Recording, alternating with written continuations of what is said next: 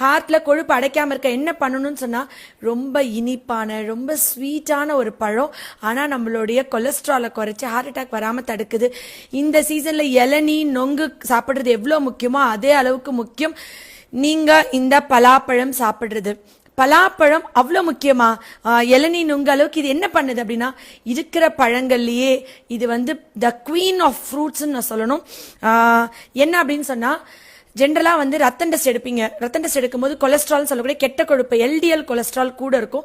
ரத்தத்துல ஹோமோசிஸ்டைன் அப்படின்ற ஒரு அமினோ ஆசிட் ரொம்ப கூட இருக்கும். இந்த ஹோமோசிஸ்டைன் கூட இருந்தா டாக்டர் என்ன சொல்வாங்கன்னா, உங்களுக்கு ஹோமோசிஸ்டைன் கூட இருந்தா அங்கங்க பிளட் கிளாட் ஆயிரும், உங்களுக்கு பிளாக் வரும், ஹார்ட் அட்டாக் வரும், ஸ்ட்ரோக் வரும்னு சொல்லுவாங்க.